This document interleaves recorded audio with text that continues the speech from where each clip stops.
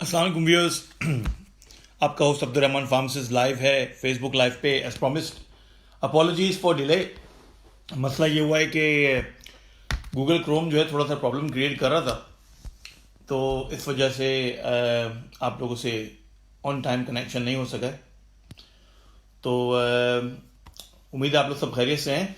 तो आज का जो लाइव सेशन है वो बहुत सारी उसकी वजूहात हैं आने की। एक तो ये कि काफ़ी सारे लोगों ने काफ़ी सारे क्वेश्चंस किए हैं जिनको आंसर करना ज़रूरी है, क्योंकि हम लोग यहाँ पर बैठे हैं आप लोगों की हेल्प के लिए, फार्मेसी रिलेटेड क्वेरीज की आंसर्स के लिए और इन सारी चीज़ों के लिए। तो फिर मैंने सोचा कि ठीक है, आज कोरोना वायरस के चक्कर में हम लोग वीकेंड पे भी काम कर रहे हैं, तो काफ़ी ज़्यादा शॉर्ट स्टाफ हुआ है, फार्मेसीज वगैरह खुली हुई हैं, तो और काफ़ी सारे फार्मेसिस्ट जो हैं वो ऑफ सिक हैं इस वक्त। तो कम्युनिटी के अंदर काफ़ी ज़्यादा, कम्युनिटी फार्मेसिस्ट के लिए काफ़ी ज़्यादा जॉब अपॉर्चुनिटीज़ हैं कि वो लोगों वर्क कर सकें। तो मैं आज भी 10 to 4 की शिफ्ट कर रहा हूँ, तो सुबह के लिए मैंने ये टाइम आप लोगों के लिए निकाला है कि ताकि लाइव होकर आप लोगों की क्वेरीज को हेल्प किया जाए। तो thank you very much like करने का और लाइव आने का। मेरे लैपटॉप में थोड़ा सा इशू हो रहा था, इस वजह से मैंने मोबाइल से लॉग इन किया है। तो सबसे पहले जो है वो एक क्वेश्चन मेरे पास आया है, तो उसको मैं आंसर करना चाहूँगा। तो मैं उन साहब का नाम भूल गया, उन्होंने मुझे टेक्स्ट किया, तो मैंने कहा मैं कल लाइव जाऊँगा तो उसमें आपका आंसर कर दूंगा। तो उन साहब ने क्वेश्चन किया है कि भाई हम फार्मेसी के अंदर डोजेज जो है वो कब चेंज करते हैं। अब पाकिस्तान के अंदर बहुत सारे फार्मेसीज ऐसे हैं जो कम्युनिटी फार्मेसीज के अंदर काम करते हैं, तो उनकी क्लिनिकल नॉलेज और क्लिनिकल जो प्रैक्टिस है वो बहुत लिमिटेड होती है। लिमिटेड इन द सेंस के क्वेरी अगर करते भी हैं प्रिस्क्रिप्शन, तो वो जीपीज के पास ऐसा ऑटोमेटिक सिस्टम नहीं है कि वो वहाँ पर जीपी को कॉल करके चले जाएं, क्योंकि पाकिस्तान के अंदर बहुत बिजी एटमोसफेयर है। और फिर कल्चर वो भी नहीं है कि पीएमआर का हो आपके पास फार्मेसी के अंदर, जिसके अंदर थैंक यू सबके माशाल्लाह मैसेजेस आ रहे हैं, थैंक यू वेरी मच। तो थैंक यू यास्मीन। तो क्या नाम है, तो इस वजह से क्या होता है कि उनके पास कंप्लीट पेशेंट्स की मेडिकेशन लिस्ट नहीं होती है और कंप्लीट पेशेंट्स का रिकॉर्ड नहीं होता है, जिसकी वजह से वो हिस्ट्री ले सकें पूरी। और एक और बहुत बड़ी वजह यह है कि पाकिस्तान के अंदर लोगों के अंदर पेशेंस बिल्कुल भी नहीं है। आप रोड पे चले जाएं तो आप ड्राइव करें तो आपको पता चलेगा। जफर भाई क्वेश्चन आ रहा है, फोन नंबर फॉर क्वेश्चन, तो आप क्वेश्चन करें, आप मैसेज कर दें तो जफर भाई मुझे मैसेज कर देंगे, तो फिर मैं आपके क्वेश्चन को आंसर करूंगा। तो बहरहाल बात हो रही थी कि पाकिस्तान के अंदर जो है वो लोगों के अंदर पेशेंस नहीं है, और उसकी एक बुनियादी वजह यह है कि एनवायरनमेंट का इफेक्ट भी है, लोगों का भी इफेक्ट भी। कल्चर ऐसा बन चुका है कि मतलब आप कहीं पर भी जाए हर बंदा जो है ना जल्दी कर रहा है। तो उससे हो क्या रहा है कि एक इम्पेशेंस कल्चर बन चुका है कि मतलब अगर आप वहां खड़े होंगे, आप बोलेंगे आप पहले चले जाएं मेरे से, तो अगला बंदा बोलेगा यार ये बड़ा वियर्ड सा एटमोसफेयर है यहाँ पर। मतलब हम लोग यहाँ पर आते हैं तो हम लोग गाड़ी ड्राइव कर रहे हैं, कोई आ रहा है तो थोड़ा सा रास्ता निकला, हमने कहा चले आप पहले चले जाएं या मैं पहले चले जाऊं, मतलब ऐसा होता है। और दूसरे को एक्नॉलेजमेंट करते हैं, थैंक यू बोलते हैं। तो ये कल्चर जो है ना ये बहुत ज़रूरी है सोसाइटी के लिए। अब फार्मेसी के अंदर भी क्या हो रहा है कि लोग प्रिस्क्रिप्शन, यार दवाई देना यार, मतलब ऐसे ऐसे कि आप ग्रोसरी में जो कुछ खरीद रहे हैं, मतलब आप कुछ भी लेने के लिए आए हैं, बिस्किट लेने के लिए आए हैं या ब्रेड लेने के लिए आए हैं, कि आप उठाओ और दे दो उनको ला के। तो अब उसमें अगर वो कुछ चीज़ें पूछ भी रहे हैं तो वो फार्मेसिस्ट को क्या कहते हैं कि ओ भाई पता है ना यार, डॉक्टर ने लिख के दिया, तुम दो यार इधर। तो वो ये चीज़ ऐसी चीज़ें जो है ना वो हमारे प्रोफेशन के लिए और हम लोगों के लिए सही नहीं। तो हम लोगों को कम अप करना चाहिए ऐसी चीज़ों के अंदर कि अपने नॉलेज से लोगों को इम्प्रेस करें, ताकि लोगों को पता चले कि यार ये फार्मेसी जो है ना और फार्मासिस्ट जो है वो क्वालिफाइड बंदे, इनको पता है मेडिकेशन के बारे में। अब ये कहते हैं फार्मासिस्ट आर मेडिसिन एक्सपर्ट। अब मेडिसिन एक्सपर्ट का क्या मतलब है कि आपको सारी चीज़ों का पता है, और इतना ज्यादा पता है कि वो डॉक्टर को भी नहीं पता, प्रिस्क्राइबर को, क्योंकि फार्माकोलॉजी जो इतनी हम लोग पढ़ते हैं फार्मासिस्ट, वो प्रिस्क्राइबर्स नहीं पढ़ते। तो इस वजह से जो है वो ये चीज़ें बहुत ज़रूरी हैं कि हम लोग जो है वो सोसाइटी के अंदर अपना इमेज को बिल्डअप करें और लोगों के अंदर ही कॉन्फिडेंस लेके आए कि फार्मासिस्ट आर द पर्सन, कि आप जिनके पास जाएं, और फार्मासिस्ट आर स्पेशलिस्ट हैं इस मेडिकेशन क्वेरीज के हवाले से और किसी भी किस्म के ट्रीटमेंट के हवाले से। ज़ाहिर डायग्नोसिस फार्मासिस्ट का काम नहीं है, लेकिन बेस्ट ट्रीटमेंट ऑप्शन और मेडिकेशन इंटरेक्शंस, कौन सी मेडिकेशन आपके लिए सही है, कौन सी सही नहीं है, ये सारी चीज़ें सिर्फ फार्मासिस्ट को ही पता होनी चाहिए। फार्मासिस्ट की ये ट्रेनिंग होती है। तो उन साहब ने मुझसे सवाल किया कि वो ऐसी क्या मेडिकेशन है कि जिनकी हम डोजेज रिड्यूस करते हैं और इंक्रीज करते हैं, और क्या फैक्टर्स हैं। तो अब ये काफ़ी लंबा, काफ़ी छोटा क्वेश्चन है, लेकिन इसका आंसर काफ़ी लंबा है। तो अब इसके अंदर बहुत सारे फैक्टर्स आते हैं। ज़ाहिर है आप थ्योरी अगर पढ़ते हैं तो आपको टीचर्स यूनिवर्सिटी में पूरा एक थ्योरेटिकल प्रोसेस पढ़ाते हैं कि कौन सी कैटेगरी में क्या करेंगे क्या नहीं करेंगे। मेरी अप्रोच थोड़ी सी क्लिनिकल है और प्रैक्टिस वाली है, तो मैं आपको अपनी प्रैक्टिस अप्रोच से ड्रग चार्ट से लेके चलता हूँ। अब वो ड्रग चार्ट कहीं पर भी हो, किसी भी हॉस्पिटल का ड्रग चार्ट हो, इन पेशेंट बेड के ऊपर जो ड्रग चार्ट होता है पेशेंट का, तो मेरी अप्रोच ये होती है कि मैं ड्रग चार्ट के फर्स्ट पेज के टॉप एंड से लेके एंड तक, क्योंकि जो उनके पैरामीटर्स होते हैं जिसमें वो चीज़ें ऐड होती हैं वो मोरलेस 90% सेम होते हैं सब में। ज़ाहिर है उसका पैटर्न डिफरेंट होता है, उसका डिज़ाइन डिफरेंट होता है हर हॉस्पिटल में, और माशाल्लाह से काफ़ी सारे हॉस्पिटल में मैंने काम किया तो काफ़ी सारे ड्रग चार्ट्स देखे, तो इस वजह से मेरी अप्रोच जो है वो उसमें वो डिफरेंट है। एक मिनट ज़रा होल्ड कीजिएगा एक सेकंड। जफर भाई आपका मैसेज आया है, यहां पर मुझे फेसबुक पे मैसेज करें, मैसेंजर पे। तो अब जो चक्कर है वो ये है कि हम जब मेडिकेशन की डोजेज एडजस्ट करते हैं तो उसमें जो है वो यार मैं फिर इस क्वेश्चन का आंसर दे दूं, फिर मैं आपको इस क्वेश्चन का जो आपने क्वेश्चन पूछा उसका आंसर सेकंड में देता हूं, भी मैं ये आंसर कर दूं, ठीक है। सॉरी, बात पे आते हैं दोबारा कि मेरी जो अप्रोच होती है वो उसके हवाले से होती है कि सॉरी कि हम लोग जो है प्रैक्टिस की अप्रोच कैसे रखते हैं। तो अभी एक मेरे पास ड्रग चार्ट है, तो ड्रग चार्ट को मैं खोलता हूं, तो ड्रग चार्ट के जो अभी ज़्यादातर हॉस्पिटल में यहाँ पर मैनुअल ड्रग चार्ट वैसे भी नहीं है, सब ऑनलाइन हो चुका है। तो उसमें सबसे पहले आता है कि पेशेंट का नाम और पेशेंट की चीज़ें और एलर्जी स्टेटस। अच्छा, एलर्जी बहुत ज़रूरी है पता करना पेशेंट के अंदर। अच्छा, फिर हम कब जो है डोजेज करते हैं, रिड्यूस करते हैं, अमेंड करते हैं, तो उसमें सबसे पहले आता है कि स्मोकर है कि नहीं है पेशेंट। तो अब स्मोकर का जो मैकेनिज्म होता है, स्मोकर जब बहुत हैवी स्मोकर है और रेगुलर सिगरेट स्मोक करता है तो साइटोक्रोम P450 सिस्टम के थ्रू जो ड्रग्स मेटाबोलाइज होती हैं स्मोकर के अंदर, तो उनका इफेक्ट होता है इंड्यूसर का। अब इंड्यूसर क्या करता है कि वो मेटाबोलाइज जो दवाइयां हो रही हैं उस चैनल के थ्रू, तो उस पर जो मेडिकेशंस हैं वो मेटाबोलाइज जल्दी हो रही हैं। तो उसका मतलब क्या है कि उसको जो थेरेप्यूटिक इफेक्ट है डोजेस का वो नहीं मिल रहा है। क्यों? क्योंकि मेटाबॉलिज्म जल्दी हो रहा है और क्लियरेंस भी जल्दी हो रही है, और जब मेटाबॉलिज्म और क्लियरेंस जल्दी होगा तो डोजेस जो है वो आपको ज़्यादा लेने की ज़रूरत है। तो इसी तरह से उसके बरक्स अगर हम देखें कि वो दवाइयाँ जो साइटोक्रोम P450 को इनहिबिट करती हैं तो उसके अंदर मेटाबॉलिज्म जो है वो डिलेड होता है। अब इनहिबिट करने के बाद जब मेटाबॉलिज्म इनहिबिशन होगी तो फिर जो ड्रग आपकी बॉडी की जो आप ले रहे हैं वो बॉडी के अंदर ब्लड में ज़्यादा देर रहेगी।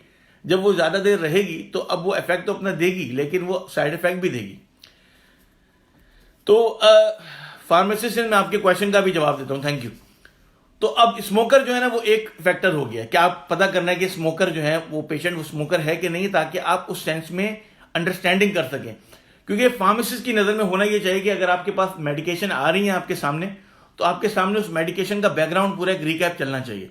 मतलब अगर मैं आपको बताऊं कि एपिक्सामान मेरे जहन में आ रही है तो आपके जहन में एपिक्सामान का आना चाहिए कि एपिक्सामान की डोजेस पी के लिए क्या है, एपिक्सामान की डोजेस एएफ के लिए क्या है, एएफ के लिए उसका क्या क्राइटेरिया होना चाहिए, ओवर 80 प्लस जो है वो, और तीन चीज़ें होती हैं कि अगर पेशेंट 80 प्लस है, 61 की जो केजी का से वेट जो है वो कम है, या उसकी जो क्राइटेरियन क्लियरेंस है वो क्राइटेरियन 133 मिलीमोल से ऊपर है, तो इन तीनों में से अगर दो चीजें होंगी तो उसकी डोजेस 2.5 मिलीग्राम बीडी होगी, अदरवाइज 5 मिलीग्राम बीडी होगी। तो ये क्राइटेरिया। अब अगर आप दवाई देख रहे हैं उस पेशेंट सामने आपको नजर आ रहा है कि पेशेंट 85 ईयर्स ओल्ड है, तो नेक्स्ट थिंग आपके ध्यान में फौरन जानी चाहिए कि भाई इस पेशेंट का वेट क्या है। और अगर आपको वेट नजर आ रहा है कि नहीं पेशेंट थोड़ा सा हेल्दी है लेकिन 85 ईयर्स ओल्ड है, जो कि वेरी अनकॉमन है, फिर आप जाके करेंगे क्रेटिनिन क्या है। तो मतलब जब आपके ध्यान में दवाई आए तो आपके ध्यान में ये सारे पैरामीटर्स आए कि इसकी इंडिकेशन क्या होगी, क्या इसकी इंडिकेशन स्ट्रोक की, एएफ की है। इसी तरह से अगर हम देखें तो ये चीज़ें हो गई वेट रिलेटेड। मैंने आपको पहली बात बताई कि हमें पता होना चाहिए कि स्मोकर है कि नहीं, हमें पता होना चाहिए कि पेशेंट का वेट क्या है, क्योंकि वेट कम ज़्यादा होना, फॉर एग्जाम्पल यहाँ पर प्रैक्टिस के अंदर, क्लिनिकल प्रैक्टिस के अंदर फार्मासिस्ट जो है वो पैरासिटामोल की डोजेस हॉस्पिटल के अंदर दी जाती हैं below 50 kilos 2 gram maximum in 24 hours. इसका मतलब ये कि 500 मिलीग्राम की एक tablet up to 4 times a day, 4 to 6 hourly.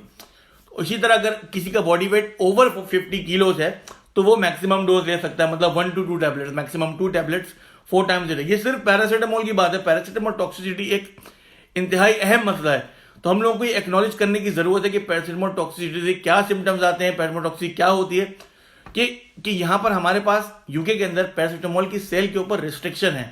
मतलब आप अंदाजा करें कि पैक ऑफ 100 पैरासीटामोल जो है वो प्रिस्क्रिप्शन ओनली पैक है। तो यहां पर कोई बंदा जाके फार्मेसी बोले यार ये पैरासीटामोल का 100 का पैक देना, तो वो आपको नहीं मिलेगा, आपको प्रिस्क्रिप्शन लाना पड़ेगा उसके लिए। और फिर आप ओवर द काउंटर 16 और 32 खरीद सकते हैं। और फार्मासिस्ट की डिस्क्रिप्शन पर, जिसको कहते हैं पी कैटेगरी, उस पर आप अप टू अगर वो देखना चाहे आपको, तो वो आपको 96 तक दे सकता है, 3 टैबलेट, 3 के पैकेट दे सकता है। लेकिन जाहिर है ये बहुत वेट होता है, वो आपसे क्वेश्चनिंग करेगा, वो आपको 1 देगा 2 देगा, लेकिन 3 नहीं देगा। लेकिन ये उसके पास अथॉरिटी है कि एज अ फार्मासिस्ट वो 100 से कम आपको दे सकता है, लेकिन 100 नहीं दे सकता। 100 वो प्रिस्क्रिप्शन ओनली है। तो ये बात है पैरासीटामोल की। बात मैंने आपको की वेट की, मैंने आपको बात की स्मोकर की, मैं आपको बात करता हूं रीनल इंपेयरमेंट की, कि अगर किडनी के अंदर फंक्शन जो है वो किसी का इंपेयर्ड हो तो उसके अंदर डोजेस की एडजस्टमेंट की जरूरत होती है। अब फिर कितनी एडजस्टमेंट की जरूरत है डिपेंड करता है कि आप कहां से आ रहे हैं। अगर आप दायरे ओवर 60 मोर और लेस कंसिडर होता है कि आपका रीनल फंक्शन जो है परफेक्ट है, तो क्राइटेरिया तो 90 से काउंट होता है। लेकिन मोस्टली पेशेंट के अंदर, मोस्ट हॉस्पिटल के अंदर ओवर 60 कंसिडर होता है कि एब्सोल्युटली फाइन। अच्छा, 60 से अगर हम नीचे आए तो 50 के ऊपर आते हैं तो आपकी इडोक्सोबान आ जाती है एंटीकोगुलेंट। 49 पर आते हैं तो आपकी रिवरोक्सोबान आ जाती है। इसका मतलब क्या है कि अगर कोई बंदा इडोक्सोबान के ऊपर है और उसका जो है वो आ रहा है क्रेटिनिन क्लियरेंस जो है वो 49 आ रहा है या EGFR 49 आ रहा है, तो आप उसको 60 मिलीग्राम डोज नहीं देंगे क्योंकि वो 50 से कम है, पर आप 30 मिलीग्राम डोज देंगे। सिमिलरली रिवरोक्सोबान है तो अगर उसका आपको पास आ रहा है 48, क्योंकि 49 से नीचे जो है, 49 से नीचे आप 20 मिलीग्राम डोज नहीं देंगे, आप 15 मिलीग्राम डोज देंगे। तो आपको ये चीजें पता होनी चाहिए। इसी तरह एक और सबसे अहम बात, काउंटर के ऊपर बहुत सारे लोग नाइट्रोफिनडोन एंटीबायोटिक दे रहे होते हैं, वो 45 से नीचे जो क्रेटिनिन क्लियरेंस है उसमें कॉन्ट्राइंडिकेटेड है, मतलब आपको देनी ही नहीं है।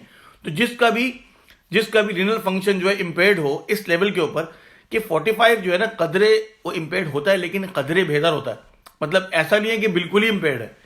तो उस 45 के नाइट्रोफिनटोन का जो क्राइटेरिया है वो ये है कि कॉन्ट्रा इंडिकेशन है, वो नहीं देनी आपको। तो ये बात कि हमने की रीनल क्लियरेंस के हवाले से। इसी तरह इलेक्ट्रोलाइट इम्बैलेंस में अब फार्मासिस्ट के पास ये नॉलेज होना और फार्मासिस्ट के पास एक्सेसिबिलिटी होना इन ब्लड्स की, ये जरूरी है ये जानने के लिए। अब कम्युनिटी फार्मेसी के अंदर काम करते हुए आपके पास ये चीजें नहीं होती हैं, ये सारी चीजें आपको हॉस्पिटल मिलती हैं। एज ए क्लिनिकल फार्मासिस्ट आप जब हॉस्पिटल में काम करते हैं तो आपके पास एक्सेस होता है सारी चीजों का। आपके पास पेशेंट की medication history, complete medication history आप लेते हैं। उसके बाद एडिशनल चीजें पूछते हैं कि भाई कोई और मेडिकेशन जो आपके पेशेंट रिकॉर्ड में नहीं है वो तो नहीं ले रहे, over the counter herbal medication तो नहीं ले रहे जिनके साथ इंटरेक्शन हो सके। तो ये सारी की सारी चीजें हमें कंसिडर करना बहुत जरूरी है एज अ फार्मासिस्ट। तो अब ये बात हो गई, हमने बात कर ली जनाब वेट की, हमने बात कर ली स्मोकर की, हमने बात कर ली रीनल फंक्शन की। हम बात करते हैं इलेक्ट्रोलाइट इम्बैलेंस। अगर इलेक्ट्रोलाइट इम्बैलेंस हो तो बहुत सारी दवाई रोकनी पड़ती हैं, बहुत सारी दवाई देनी पड़ती हैं। फॉर एग्जांपल बहुत कॉमन है, पेशेंट एडिमा के साथ जनाब एडमिट होता है तो उसको फ्यूरिसिमाइड पे डाल दिया, बिमेटाइनाइड पे डाल दिया ओरल, तो अब IV फ्यूरिसिमाइड पे डाल दिया, तो उसमें हो क्या रहा है कि इससे पोटाशियम कम होता है, तो ये हाइपोकलीमिया कॉज करती हैं। क्योंकि सॉरी क्वेश्चन आए हैं वो कोरोना पे थोड़ा सा आ जाए क्योंकि इससे पॉपअप। अच्छा उन्होंने कहा है कि भाई कोरोना के क्वेश्चन करने में आपके कोरोना क्वेश्चन पे आते हैं, बात को फिनिश करो। चलिए ठीक है, तो हम लोग बात कर रहे हैं इन सारी चीजों की। इलेक्ट्रोलाइट इम्बैलेंस होगी तो हमें पता होना चाहिए कौन सी दवाइयां जो हैं जो इलेक्ट्रोलाइट इम्बैलेंस कॉज करी तो उनको होल्ड करना चाहिए। उसके बाद उसकी ऑल्टरनेटिव ऑप्शंस हैं, हमें वो कंसिडर करने चाहिए वो देने के लिए। तो ये सारी चीजें हैं। अच्छा, इसके बाद हेपेटिक इंपेयरमेंट में क्या होता है, और क्रेटिनिन काइनेज बड़ा हो तो क्या रोकना है। क्रेटिनिन काइनेज बड़ा हो 5 गुना तो हम स्टैटिन नहीं देंगे, स्टैटिन कॉन्ट्राइंडिकेटेड है। तो इसी तरह इंट्रैक्शन बेस होते हैं, इंट्रैक्शन बेस वो दवाइयां हैं कि जिनके 2 के आपस में इंट्रैक्शन होंगे। तो एविडेंस सजेस्ट करते हमारा बहुत सारा रिसर्च डेटा अवेलेबल होता है जो बताता है कि 2 दवाइयां साथ इस डोजेस के ऊपर नहीं दी जा सकती। फॉर एग्जाम्पल बहुत कॉमन, बहुत ही ज्यादा कॉमन जो कम्युनिटी के अंदर प्रैक्टिस होती है वो चीज है एम्लोडापिन सिम्वास्टैटिन का इंटरेक्शन है। एम्लोडापिन का एविडेंस है कि वो सिम्वास्टैटिन के साथ इंटरेक्ट करती है और मायोपैथी इंक्रीज करती है क्योंकि इसकी क्लियरेंस सही नहीं हो पाती, तो जिसकी वजह से रिस्ट्रिक्ट करते हैं कि एम्लोडापिन अगर सिम्वास्टैटिन के साथ दे रहे हैं तो मैक्सिमम 20 मिलीग्राम देंगे और 40 नहीं देंगे, 80 नहीं देंगे। लेकिन होता क्या है कि कम्युनिटी में अक्सर पेशेंट्स ले रहे होते हैं, फिर वो कंप्लेन करते हैं उन चीज़ों की, तो बताते हैं कि यार ऐसा हो गया। फार्मासिस्ट के बाद जब तक ये चीज़ नहीं आती है, ये बहुत कॉमन प्रैक्टिस है डॉक्टर्स के लिए प्रिस्क्राइब करते हैं सारी चीज़ें, लेकिन इंट्रैक्शन का जानना। इसी तरह सिम्वास्टैटिन के साथ और सारे इंट्रैक्शन, अगर आप सिम्वास्टैटिन के इंट्रैक्शंस देखें तो अम्यूड्रॉन का इंट्रैक्शन है, डेल्टाइजम का इंट्रैक्शन है, और सारे इंट्रैक्शन है, क्लेरिथ्रोमाइसिन का इंट्रैक्शन है। तो क्लेरिथ्रोमाइसिन में वैसे भी आप कोई भी स्टैटिन देंगे जब आप क्लेरिथ्रोमाइसिन को प्रिस्क्राइब हो, कम्युनिटी के अंदर पाकिस्तान में काम कर रहे हैं, कोई बंदा क्लेरिथ्रोमाइसिन का प्रिस्क्रिप्शन लेके आता है, तो आप उससे पूछें कि भाई आप किसी स्टैटिन के ऊपर तो नहीं है, कोई भी किस्म का स्टैटिन हो, तो वो मना है वो देना क्या, क्यों, उसकी वजह से मायोपैथी होती है और रेप्टोमाइलोसिस भी हो सकती है। तो अब ये सारी चीजें जो है ना, ये फार्मासिस्ट को पता होनी चाहिए। तो अब ये वेरी कॉमन इंटरेक्शन है। तो मैंने एक और टाइप मेंशन की इंटरेक्शन की, तो और आपको पता होना चाहिए कौन से इंटरेक्शन कब जो है ना किसके साथ हो रहे हैं। इसी वजह से अब फॉर एग्जांपल मैं अगर आपसे पूछूं अमोक्सिसिलिन का क्या इंटरेक्शन है, amoxicillin very very common antibiotic है, तो बुनियादी तौर पर उसके 4 कॉमन इंटरेक्शन है। तो उसके अंदर वॉर्फरिन भी आएगा, मीथोट्रेक्सेट भी आएगा, और 2 और आएंगे। तो मकसद ये है कि आपके जो वेरी वेरी कॉमन मेडिकेशन हैं, तो आपको उसके कम से कम इंटरेक्शन या मेजर साइड इफेक्ट पता होने चाहिए। फॉर एग्जाम्पल एक दिन कम्युनिटी में शिफ्ट करा, तो एक पेशेंट का फोन आया और पेशेंट मुझे कह रही है कि वो मुझे जाना है फ्लाइट के ऊपर, कल डॉक्टर ने मुझे जनाब प्रिस्क्राइब किया एंटीबायोटिक, लेकिन जो है ना वो मेरे क्या नाम है लोअर रेस्पिरेटरी ट्रैक इन्फेक्शन हुआ था, लेकिन मेरी कल फ्लाइट है, मुझे डायरिया हो गया, अब मैं क्या करूं, मैं कौन सा एंटीबायोटिक लूं, मैं क्या करूं, क्या। वो बहुत पैनिक कर रही थी फोन को, मेरी फ्लाइट है, जाहिर है उनकी फ्लाइट है, जाना है, और डायरिया हो गया। तो आप अपने आप को पता होना चाहिए कि कौन सा एंटीबायोटिक प्रिस्क्राइब हुआ, आप उनसे पूछिए कौन सा एंटीबायोटिक प्रिस्क्राइब, उनको अमोक्सिसिलिन प्रिस्क्राइब हुआ। अब अमोक्सिसिलिन का साइड इफेक्ट जो है वेरी कॉमन, वो क्या है कि आपको डायरिया और वोमिटिंग कॉज होती है। अब डायरिया और वोमिटिंग कॉज होना जिस एंटीबायोटिक का वेरी कॉमन साइड इफेक्ट का मतलब है कि 1 in 10 पेशेंट्स के अंदर जो है ना ये साइड इफेक्ट रिपोर्ट होगा, तो उसका बेस्ट चीज ये कि दादर कि वो एक दिन के अंदर जा रही है, उनका अरेंज करें दूसरा प्रिस्क्रिप्शन, आप उनको बोले लोपेरामाइड ले लें और हेल्प करें। क्यों, जरूरी नहीं है कि उनको ऑनगोइंग डायरिया की कंप्लेन हो, तो आप सजेस्ट कर सकते हैं ओवर द काउंटर ट्रीटमेंट के भाई जो चीज एक्नॉलेज है, अगर कोई चीज ऐसी हो रही है जो वेरी रेयर और अनफ्रीक्वेंट साइड इफेक्ट है, तो उसके अंदर पर आप अगर हेल्प करना चाहें तो आप उस तरह से हेल्प कर सकते हैं कि ठीक है आप ऑल्टरनेटिव प्रिस्क्राइबिंग करेंगे। लेकिन जो वेरी एक्नॉलेज्ड साइड इफेक्ट है तो वो डिफरेंट है। अच्छा, बहुत से लोग जो है वो कोरोना वायरस के ऊपर बात कर रहे हैं कि कोरोना वायरस के अंदर क्या किया जाए, कोरोना वायरस के अंदर ये ट्रीटमेंट सही है। एक और मैसेज आया क्लोरोवाइस फॉस्फेट का कैसे यूज कर रहे हैं कोरोना के पेशेंट्स के लिए। तो यूके के अंदर ऐसी कोई गाइडलाइन अभी पब्लिश नहीं हुई है कि जिसके अंदर वो एविडेंस सजेस्ट करें कि आप कोरोना वायरस के अंदर यूज कर सकें। तो इस वजह से एज अ फार्मासिस्ट मैं कोई चीज रेकमेंड नहीं करूंगा। For the time being symptomatic relief है, फॉर द टाइम बीइंग अगर टेम्परेचर है, जाहिर है कोरोना के साथ पेशेंट के साथ टेम्परेचर आ रहा है, तो आप अपने आप को सबसे पहले बहुत जरूरी, जो सबसे जरूरी बात है वो आइसोलेट करना, इस चीज को एक्नॉलेज करना कि अगर कोई चांसेस है कंटेजियस होने के, फैलने के किसी दूसरे फर्द को, या अगर आप समझते हैं कि आपको वो सिम्टम्स आ रहे हैं, तो इंसान को, हम पाकिस्तानियों को चाहिए कि हम होशियार ना बने कि हम बाहर जा रहे हैं, सिम्टम यार नजला है यार, सही ना। यहां पर हर बंदे को, यूके के अंदर हर बंदे को ये डायरेक्शन दी कि अगर आपके घर में भी कोई कोल्ड के सिम्टम्स आ रहे हैं तो अपने आप को सेल्फ आइसोलेट करें। तो बराए मेहरबानी आप लोग घर के अंदर रहें, कोशिश करें कि अपने ऊपर ये फेवर करें, अपनी फैमिली में फेवर करें, और अपने इर्द गिर्द के लोगों पर ही फेवर करें कि अपने आप को सेल्फ आइसोलेट करें। सेल्फ आइसोलेट करने के बाद सिम्टोमेटिक ट्रीटमेंट करें। अब सिम्टोमेटिक ट्रीटमेंट का मतलब ये कि जो चीज सिम्टम्स के हिसाब से आ रही है तो उसको आप करें। अब पैरासीटामोल, इसके अंदर एविडेंस है कि आप जो एनएलजीसी भी होता है, एंटीपायरेटिक भी होता है, तो आप पैरासीटामोल यूज करें टेम्परेचर कम करने के लिए। इसके अलावा जो है हर्बल रेमेडीज वो यूज करें। अगर आपको के रिस्पिरेटरी ट्रैक के सिम्टम्स आ रहे हैं, मतलब कोल्ड वगैरह के सिम्टम्स हैं, तो उसमें हनी लेमन यूज करें, या और सारे ऑप्शंस आपके पास अवेलेबल हैं ओवर द काउंटर, वो यूज करें। तो टैबलेट को जाने की जरूरत है। अच्छा, आइबुप्रोफेन का लोगों ने सवाल किया कि आइबुप्रोफेन जो है वो ले सकते ही नहीं सकते। आइबुप्रोफेन की जहां तक बात है कि आइबुप्रोफेन का जो है ना वो साइड इफेक्ट है रेस्पिरेटरी डिसऑर्डर कॉज करना। तो अब एंटी इन्फ्लेमेटरी की यहां पर वैसे भी जरूरत नहीं है, यहां पर कोई इन्फ्लेमेशन नहीं हो रही है, तो ibuprofen is an anti inflammatory, is an एनसेड। तो इस वजह से इसका जहां तक अवॉइड कर सकें उसको अवॉइड करें। लेकिन WHO की जो गाइडलाइन है इसके ऊपर वो बॉर्डर लाइन है। तो अब मैं WHO के ऊपर इतना फोकस नहीं करूंगा, क्योंकि अगर एज अ फार्मासिस्ट आपको पता हो कि कौन सी ड्रग क्या करती है, तो अब मेजोरिटी जो है ना उस केसेस के अंदर उसको उस तरह से लेके चलेंगे। तो यहां पर अपनी प्रोफेशनल जजमेंट यूज करने की बात है कि पैरासीटामोल जो है ना वो इफेक्टिव है तो आप वो यूज करें। जरूरी नहीं है कि आप 4-5 पेन किलर लेके घर में स्टॉक कर रहे हैं।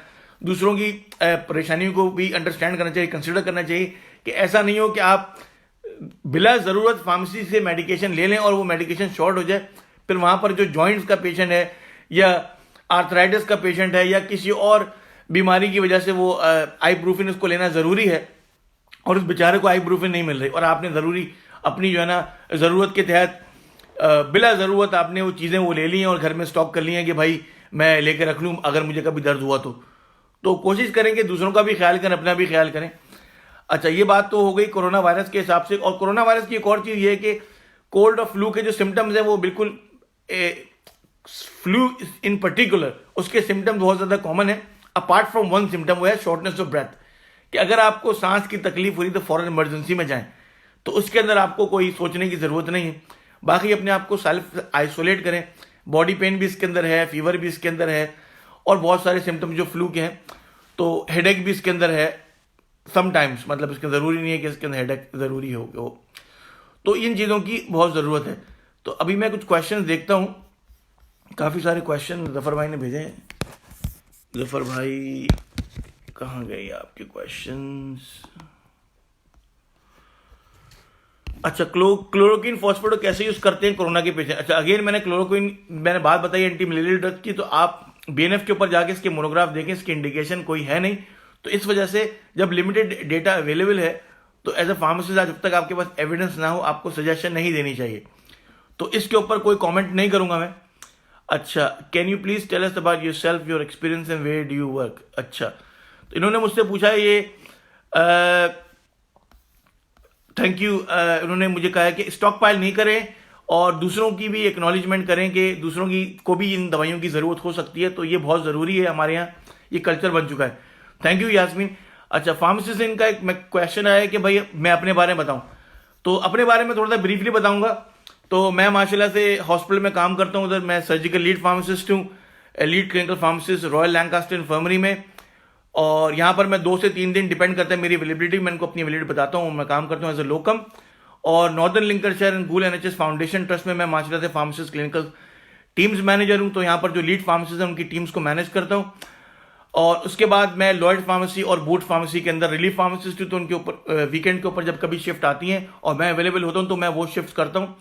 तो कम्युनिटी के अंदर माशाल्लाह मेरी प्रैक्टिस है, हॉस्पिटल के क्लिनिकल प्रैक्टिस है। ऑल्सो मैं टीम्स भी मैनेज करता हूँ एक और हॉस्पिटल में, तो डिपेंड करता है। उसके अलावा फार्मली का पेज चलाता हूँ और फार्मेसी प्रोफेशन के लिए मैं जितना चाहे करने की कोशिश करता हूँ, क्योंकि मैं बड़ा पैशनेट हूँ फार्मेसी प्रोफेशन के हवाले से। और खासकर पाकिस्तान के अंदर, उन कंट्रीज़ के अंदर कि जहाँ पर फार्मेसी प्रोफेशन जो है वो बहुत लैकिंग है और प्रोफेशन प्रैक्टिस नहीं हो रहा है, क्योंकि ये एक प्रैक्टिस बेस्ड प्रोफेशन है, ये एक थ्योरी बेस्ड प्रोफेशन नहीं है कि लोग समझते हैं कि पढ़ाई करके आ गए और उनको सब पता है। अगर आप ये प्रोफेशन को प्रैक्टिस नहीं करेंगे तो आपको दवाइयों के बारे में कोई भी चीज़ याद नहीं रहेगी, अगर आपने रट्टे भी लगाए हैं तो ये जब तक प्रैक्टिस नहीं करेंगे आपको नहीं पता चलेगा। तो ये बहुत ज़रूरी है कि हम प्रैक्टिस करें।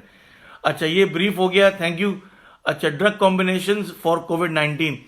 अच्छा, एक सवाल आया कि ड्रग कॉम्बिनेशन कोविड-19 के लिए। अगेन इस चीज़ के ऊपर अभी काम हो रहा है, तो मैं इस चीज़ के ऊपर जो है वही चीज़ बताऊंगा आपको कि आप लोग जो है ना वो सिम्टोमेटिक ट्रीटमेंट करें। सबसे पहली चीज़ है कि आइसोलेट करें अपने आप को, अपने और अपने फैमिली का ख्याल रखें, ठीक है। गैर ज़रूरी बाहर ना जाएं, गैर ज़रूरी जाके जना वो सड़कें जो है सुनसान हुई हुई, हम चले जाएं, यहाँ पर चाय पीने लोग जा रहे हैं और शॉपिंग सेंटर्स जा रहे हैं। अभी मुझे लोगों की तस्वीरें लोगों ने भेजी कि देखो यार कराची में क्या हाल हो रहा है। अब कराची के अंदर ट्रैफिक रुक ही नहीं रहा। अब जाहिर अगर आप इस तरह की हरकतें करेंगे तो उनको आर्मी बुलानी पड़ेगी आप लोगों को रोकने की, क्योंकि आप लोग अपने आप के लिए भी नहीं दूसरों के लिए खर्चा है। दूसरी चीज़, अगर आपकी पब्लिक गैदरिंग में किसी के साथ बैठे हुए हैं और आपको छींक आ रही है तो अपने साथ या तो कपड़ा रखें कोई, या कोई टिश्यू रखें अपने साथ कि अगर आपको छींक आ रही है तो उसको कवर करें। ऐसा नहीं है कि अगर आप छींक आ गया फौरन ही सबके सामने छींक रहे हैं। तो खासकर जब ये पेंडेमिक से हम गुजरे तो अपने आप लोगों को इन चीज़ का ख्याल करने की बहुत ज़रूरत है। अब सही है कि हाँ, माना कि हैंड सैनिटाइजर नहीं मिल रहे, लेकिन बेस्ट चीज़ है कि आप हैंड वॉश करें। हैंड सैनिटाइजर्स जो है वो उनको यूज़ करना चलो ठीक है, सही है, लेकिन जब अवेलेबिलिटी नहीं है, अगर आप हैंड वॉश करते हैं तो वो बात उससे बेटर है कि आपके हैंड वॉश हैं। जब आप कांटेक्ट में, कोशिश करें कि आप अपनी कोहनियों को यूज़ करें, दरवाजे खोलने हैं, पुश करना है, ज़रूरी नहीं है कि आप वही हैंडल्स यूज़ करें। अब नहीं खुल सकता है तो कोशिश करें कि आपके पास ग्लव्स हों, एक्स्ट्रा पेयर आप ग्लव्स रखें अपने पास, बाहर जाएं ग्लव्स को रखें, फिर निकाल के फेंक दें, उसके बाद अगले दिन दूसरा यूज़ करें ग्लव्स की अवेलेबिलिटी अगर आपके पास है तो। और दूसरी चीज़ ये है कि आप ग्लव्स पहने हुए हैं, आपने बहुत सारी जगह चीज़ें टच की हैं, फिर क्या हो रहा है कि भाई वो आपको यहाँ पर नाक में थोड़ी सी खुजली हुई, आपने वही खुजा दिया नाक पर, या यहाँ पर यूँ कर दिया, तो आपने ग्लव्स से क्या क्या चीज़ें टच की हैं। तो आपको अवेयरनेस बहुत ज़रूरी है कि आप अपने ग्लव्स अगर पहने हुए तो आप किन चीज़ों के साथ इन टच आ रहे हैं। तो और दूसरी चीज़ ये कि स्कूलों की छुट्टियां हैं तो इसका मतलब ये नहीं कि पार्टी टाइम शुरू हो गया। स्कूलों की छुट्टियां हैं तो आपके बच्चों की सेहत के लिए है।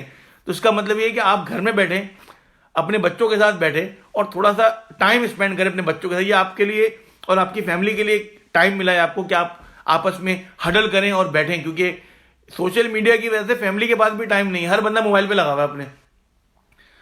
अब्बा जी घर में कुछ और देख रहे हैं मोबाइल पर, अपनी पुरानी जमाने की चीजें, अम्मा जी ने ड्रामे लगा लिए हैं मोबाइल पर और बच्चे अपना लगे हुए हैं चीजों के अंदर। तो भाई अब ये टाइम आ गया कि अब घर में एक साथ अगर बैठे हुए हैं, टाइम मिल रहा है तो एक साथ बैठें और बात करें एक दूसरे के साथ और एक यूनिटी क्रिएट करें। बाहर जाने की जरूरत नहीं है, गैर जरूरी वो भी, अगर घर में राशन खत्म हो गया, कुछ चीजें लेके नहीं जानी, तो फिर वो एक जरूरी चीज है तो एक बंदा वहां से जाए। लेकिन ये कि अब जैसे स्कूलों की छुट्टियां हैं तो बच्चे जनाब दूसरों के ऊपर नाइट ओवर स्टे के लिए जा रहे हैं यहाँ वहां, तो ये एक्स्ट्रा अननेसेसरी कम्यूट जो है ना, इसको अवॉइड करें। मुझे बहुत अच्छा लगा, कल मोटरवे पे आ रहा था तो मोटरवे के ऊपर लिखा हुआ था कि travel only if it's essential, तो मुझे बहुत अच्छा लगा। मैं जॉब करके आ रहा था तो बहरहाल ये क्वेश्चन जो है ना मैंने अभी कर दिया अभी। अच्छा कोरोना वायरस के बारे में बताओ, वो क्या है? अच्छा कोरोना वायरस के बारे में भाई मैं क्या बताऊं, इंटरनेट के ऊपर इतना सब कुछ अवेलेबल है कि आप मतलब मुझे भी इतना नहीं पता, इतना अवेलेबल है इंटरनेट के ऊपर, तो आप वो चीज देखें। मैं आपके साथ एक चीज शेयर कर सकता हूं, ऑल्दो वो मेरे पास वो है कंपैरिजन है, तो मैं अभी लगा दूंगा। बूट फार्मेसी का कंपैरिजन है कि सिम्टम्स कोरोना वायरस के, कोल्ड के, फ्लू के और आस्थमा के क्या सिम्टम्स हैं, उनका कंपैरिजन है। तो मुझे किसी ने व्हाट्सएप पे फॉरवर्ड किया है तो मैं वो आपको भेजता हूं, तो वो जो है आप लोग देखिएगा इसकी कंपैरिजन में सिम्टम्स क्या है। मेजॉरिटी ऑफ सिम्टम्स सबके सेम है, सिवाय जैसे कि मैंने मेंशन किया है कि shortness of breath. Shortness of breath या तो आस्थमा में होगी या इसमें होगी, लेकिन आस्थमा को इससे हम रिलेट नहीं कर सकते क्योंकि आस्थमा जो है वो कंप्लीटली डिफरेंट एंटिटी है, वो long term chronic respiratory disease है, तो उसके अंदर जो है ना शॉर्टनेस ऑफ ब्रेथ तो आएगी क्योंकि वो आस्थमा है, लेकिन इसके अंदर बहुत जल्दी बिल्ड होती है और उसके बाद इसके कोल्ड और फ्लू के सिम्टम्स ज्यादातर वो प्रोमिनेंट है। अच्छा और क्वेश्चन जफर भाई, विटामिन सी रोल बूस्टिंग। अच्छा विटामिन सी का रोल जो है बहुत इंपॉर्टेंट है। आप कोशिश करें कि अगर आपके पास ऑरेंजेस अवेलेबल हैं तो मार्केट से लोग बता रहे हैं कि विटामिन सी भी शॉर्ट हो रही है। अब जाहिर है इस कोरोना वायरस के चक्कर में वो लोग जिनकी इम्यूनिटी जो है वो कॉम्प्रोमाइज है, जो जिनकी इम्यूनिटी इतनी ज्यादा स्ट्रांग नहीं है, तो वो लोग ज्यादा इफेक्ट हो रहे हैं। खासकर आप देखें किन लोगों की डेथ हो रही है, ज्यादातर एल्डरली पेशेंट्स की, ओवर 60, 70, 80, 90 ईयर्स ओल्ड, इन लोगों की ज्यादातर डेथ्स हो रही हैं। अच्छा जो यंग एज हैं और अपना बिटवीन 20 to 50, इसके अंदर इतने ज्यादा केसेस रिपोर्ट हुए भी हैं तो वो उनकी डेथ्स रिपोर्ट इतनी ज्यादा नहीं हुई हैं। तो अब उसकी वजह क्या है कि हमारी इम्यूनिटी जो है ना वो ऑब्वियसली इस वायरस के अगेंस्ट काफी स्ट्रांग है अल्हम्दुलिल्लाह और माशाल्लाह। तो इस वजह से अगर आप लोगों को अपनी इम्यूनिटी स्ट्रांग करनी है खासकर, तो सिट्रस फ्रूट्स हैं जो विटामिन सी, आप लिस्ट निकालें और गूगल के ऊपर डालें विटामिन सी रिच फूड्स, तो वो आपकी सारी जो लिस्ट आ जाएगी। तो आप कोशिश करेंगे वो जाके अगर आपके पास अवेलेबिलिटी है उनकी तो आप वो उसका यूज करें। अब ऐसा ना हो कि वो आपने लिस्ट निकाली चलो भाई पूरी गाड़ी भर के ले आए विटामिन सी की चीजों से, भाई ऐसा भी नहीं करें।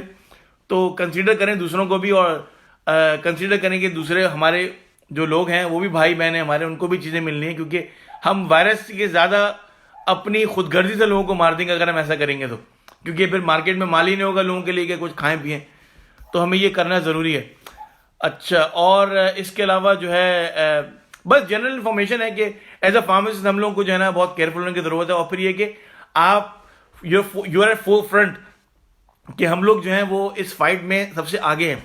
अब अगर यूके का हिसाब देखा जाए तो फार्मासिस्ट यहां पर सबसे ज्यादा जो है वो पेशेंट फेसिंग रोल के अंदर मौजूद हैं, खासकर कम्युनिटी फार्मेसी के अंदर। मैंने 2 दिन शिफ्ट की है, मुझे अंदाजा हुआ है कि पेशेंट आ रहे हैं और फार्मासिस्ट उनको काउंसलिंग भी कर रहे हैं और उनके साथ इंटरेक्शन भी कर रहे हैं, ठीक है, वो सेफ डिस्टेंस रख रहे हैं, लेकिन यहां पर डॉक्टर्स जीपी हजरात जो हैं उन्होंने टेलीफोन कंसल्टेशन शुरू कर दिए हैं। तो अब वो ये पेशेंट को फेस टू फेस नहीं देख रहे हैं। तो यहां पर जो लोग हैं हॉस्पिटल के अंदर, वो नर्सेज हैं, कम्युनिटी के अंदर फार्मासिस्ट हैं, वो बिल्कुल फोर फ्रंट के ऊपर हैं। अब जाहिर है वो रिफ्यूज तो कर नहीं सकते, और फार्मासिस्ट के अलावा फार्मेसी स्टाफ जो है, लोग आ रहे हैं ओवर द काउंटर मेडिकेशन ले रहे हैं, आपको नहीं पता कौन किस सिम्टम से आ रहा है। तो as a pharmacy, as a pharmacy staff, we are exposing ourselves to these people.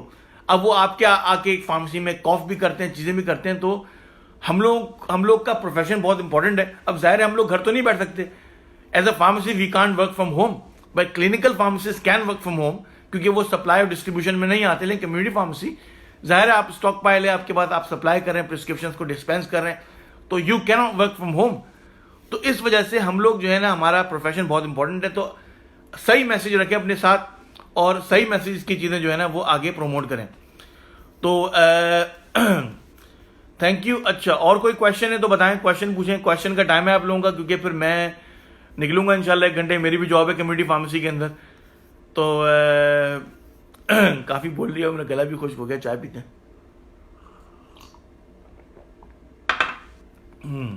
अच्छा, बहुत सारे लोगों ने जो है ना काफ़ी सारे लाइक्स दिए हैं, थैंक यू वेरी मच आप लोगों के लाइक था। All patient pharmacy ensure prescription EPS and also be delivered. अच्छा, यास्मीन जो है वो यूके में फार्मासिस्ट हैं और जीपी प्रैक्टिस प्रिस्क्राइबर फार्मासिस्ट हैं। तो यास्मीन, थैंक्स फॉर ज्वाइनिंग अस।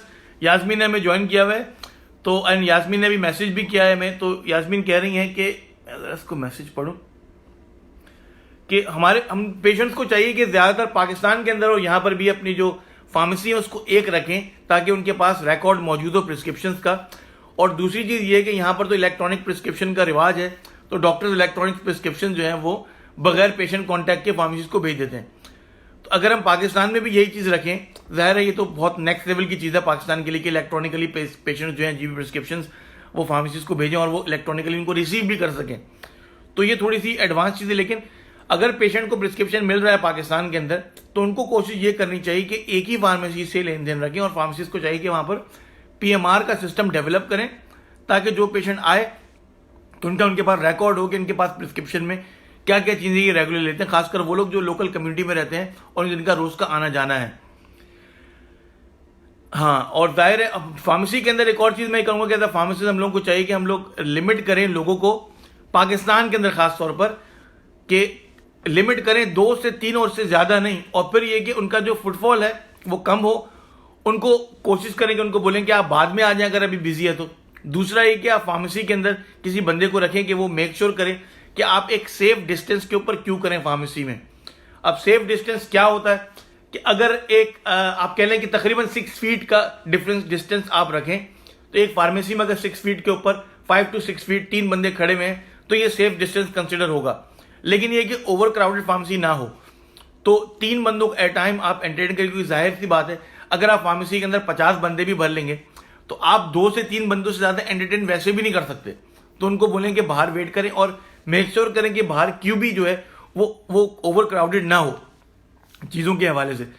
तो कल मैं काफ़ी इंप्रेस हुआ, एक फार्मेसी लॉयड फार्मेसी में मैं काम कर रहा था, तो वहाँ पर उन्होंने डोर ही बंद कर दिया। 3 पेशेंट लेते हैं, अब एक जाएगा तो एक अंदर आएगा। तो उनका एक बहुत ही ऑर्गेनाइज तरीके से वो मैनेज कर रहे थे। दूसरी चीज़ ये है कि टू मिनिमाइज पेशेंट कॉन्टैक्ट और फेस टू फेस अपने आप को, अगर आप पेशेंट से कोई कॉन्फिडेंशियल बात भी करनी है, यूके के अंदर कॉन्फिडेंशियलिटी के हिसाब से पाकिस्तान में यूके में फार्मेसी के अंदर कंसल्टेशन रूम होते हैं फार्मेसी से बात करने के लिए। अब कंसल्टेशन रूम या गाइडलाइन कहती है कंसल्टेशन रूम आपको क्लोज नहीं करने हैं। अब कंसल्टेशन रूम को ओपन रखें, सेफ डिस्टेंस रखें और पेशेंट की प्राइवेसी को कंसिडर करते हुए आप पेशेंट से बात करें। ना कि ये कि आप ज़ाहिर है अगर पेशेंट को नहीं थोड़ा प्राइवेट है, ठीक है, कुछ बात करनी है ऐसे कि आप नहीं चाहते किसी और कुछ ने, तो ठीक है आप ना वॉल्यूम थोड़ा सा लो कर लें। अगर आप बात नहीं कर सकते तो आप लिख के दें, लेकिन आप यहाँ पर सबसे पहले सेफ्टी आपकी ज़रूरी है। जब आप अपनी हिफाजत नहीं कर सकते, सिम्टम्स के हवाले से अपनी हिफाजत नहीं करते बीमारी को बचाव के लिए, आप दूसरों को क्या एडवाइस देंगे? सबसे पहले अपने आप को बचाएं, प्रोटेक्ट करें, फिर दूसरों की प्रोटेक्शन के लिए आप जो है वो सारी चीज़ें स्टेप्स लें कि मेक श्योर करें कि वो सारी चीज़ें हों। रिटेल फार्मेसी में सिम्टम्स एलेबोरेट योर क्वेश्चन, ये तो ये सारी चीज़ें। अच्छा, आप कह रहे हैं रिटेल फार्मेसी में सिम्टम की बेस पे, तो आरिफ खान साहब ये सिम्टम्स आप क्या मतलब आपका क्या कहना चाह रहे हैं कि सिम्टम्स की बेस पर क्या है? मैं मतलब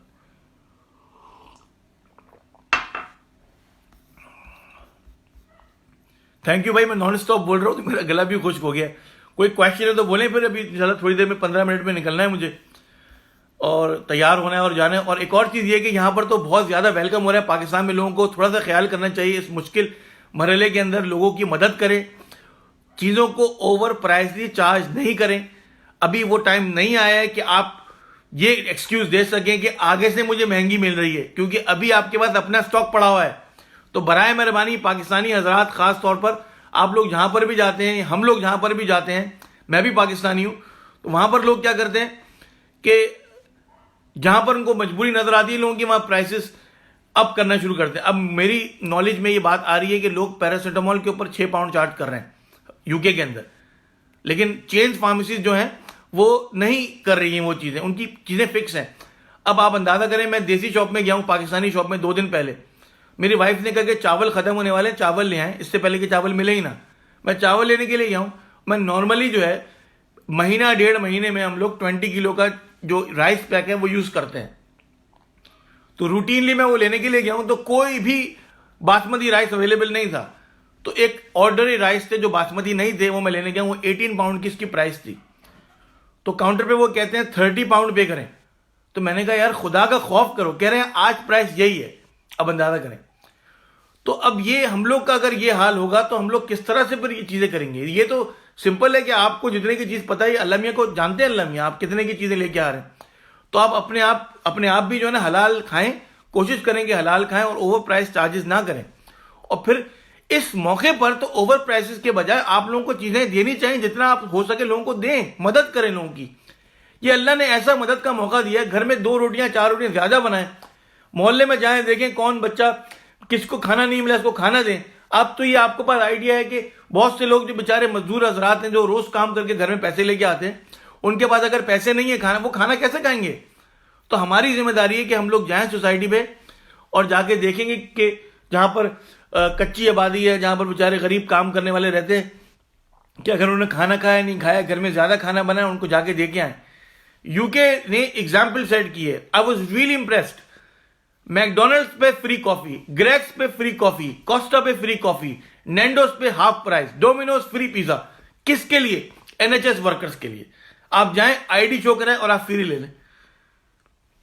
कंट्री रेस्पॉन्ड करता है, आपको एक्नॉलेज करता है और आपको अप्रिशिएट करता है कि यार ये बंदे देखो, कोरोना वायरस में सब घर बैठे में ये जाके फार्मेसी में शिफ्ट कर रहे हैं। तो आप लोग भी पाकिस्तान में खड़े हो रहे हैं, तो एक्नॉलेज करें और अपने आप को जो है ना अच्छा फील करें कि आप लोग माशाल्लाह यू आर द फ्रंट कि लोगों की जान बचाना जो है ना वो जिहाद के बराबर है। तो आप लोग जो है वो लोगों की जानें बचा रहे हैं, यहाँ पर लोगों को दवाइयां दे रहे हैं, लोगों को प्रिस्क्राइब कर रहे हैं। तो ये चीजें जो है ना ये बहुत, क्योंकि बहुत सारी किस्म की चीजें हैं कि आप लाइफ के अंदर कर सकते हैं। जरूरी नहीं है कि आप ये भी फोर फ्रंट है ना हेल्थ केयर का, कि आप लोगों की जान बचा रहे हैं, लोगों को दवाइयां दे रहे हैं और लोगों को हेल्प दे रहे हैं, एडवाइस दे रहे हैं। तो ये सारी की सारी चीजें जो है ना हमें एक्नॉलेज करनी चाहिए। और बराए मेहरबानी अल्लाह पे यकीन रखें, जिस अल्लाह ने आपको पेट के अंदर रिस्क दिया है, क्या उसकी ताकत नहीं है कि वो आपको पेट के बाहर लाके रिस्क दे। जो आपको पैदा करता है, जो आपको जिंदगी देता है और जो आपको जिंदगी में सारी चीजें देता है, क्या उसकी ताकत नहीं है कि आपको आज जिसने दिया है और जिसने पिछला गुजरा हुआ कल दिया है, आने वाला कल क्या उसकी कुदरत खत्म हो गई है? नाउजुबिल्लाह। इन अल्लाह अला कुल्ली शैइन कदीर, और अल्लाह हर चीज के ऊपर कादिर है। तो आप जो है वो अल्लाह मियाँ की कुदरत के ऊपर यकीन रखें और पैनिक नहीं करें चीज़ों के अंदर। और हर शख्स को चाहिए कि वो अपना रोल जो है इस सर्कमस्टांस में प्ले करे। आया वो फार्मासिस्ट हो, आया वो चौकीदार हो, आया एक किसी भी प्रोफेशन से ताल्लुक रखने वाला हो, डजंट मैटर। लेकिन ये कि पैनिक नहीं करें, मार्केट में जाएं और फिर लोगों को समझाएं। ये नहीं हो कि आप देख रहे हैं लोग पैनिक कर रहे हैं, ओ ये लोग तो सब ले रहे हैं, यार ऐसा ना हो कि ये माल खत्म हो जाए उठा लो। तो कोशिश करें कि उस चीज़ों की तरकीब ना दें। हाँ, तो इंशाअल्लाह बाकी जो है मेरे ख्याल से तकरीबन सेशन हो ही गया। किसी और को कोई क्वेश्चन हो तो पूछें। Thank you Yasmin, excellent point for overpricing, people should panic और not, please advise people should. हाँ, मैंने भी कवर किया है। थैंक यू जबर भाई। तो वो जो है अपना बिल्कुल सही कह रहे हैं कि लोगों को पैनिक नहीं करना चाहिए और एटमॉस्फेयर में जो है वो ऐसा एटमॉस्फेयर क्रिएट ना करें। अच्छा, और कोई क्वेश्चन है तो बताएं भाई। अब्दुल रहमान फारूकी साहब का टाइम खत्म होने वाला है, तो और फिर हम जाएंगे और जाके आवाम की सेवा करेंगे। Please talk about the role of retail pharmacist. भाई अगर यहां पर कैमरा अलाउ होता ना, मैं कैमरा लगा के आप लोगों के सामने काम करके दिखाता काम कैसे होता है। तो रिटेल फार्मेसिस्ट का रोल बहुत डाइवर्स है। यूके के अंदर सबसे अच्छी बात यूके की है वो है standardize training platform. Pre registration training जो है वो सबसे ज्यादा जरूरी है। क्यों? क्योंकि आप किसी भी यूनिवर्सिटी से फार्मेसिस्ट, यहां पर हम जब फार्मेसिस्ट होते हैं तो हमसे कोई भी नहीं पूछता where did you do a degree from, या कहां से आपने एजुकेशन अपनी फार्मेसी की ली है, हमसे कोई भी नहीं पूछता। क्यों? You are registered pharmacy, that means everybody on the same platform, कि सब जो है वो एक ही प्लेटफॉर्म के ऊपर है, सब एक ही प्लेटफॉर्म पर है। क्यों?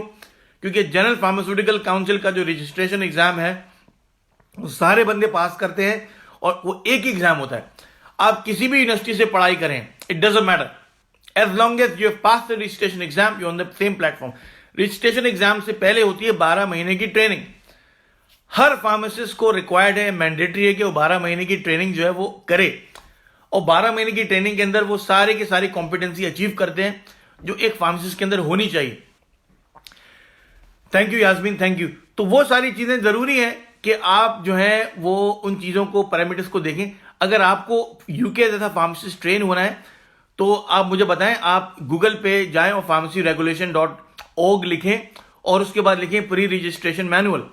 तो प्री रजिस्ट्रेशन मैनुअल के अंदर आपके पास वो सारी कॉम्पिटेंसीज की लिस्ट आ जाएंगी कि जो यहाँ का जो यूके फार्मासिस्ट है वो जिसको गेट करता है और इसको ट्रेन कराया जाता है अंडर सुपरवाइजर फार्मासिस्ट, जो ट्रेनर होता है।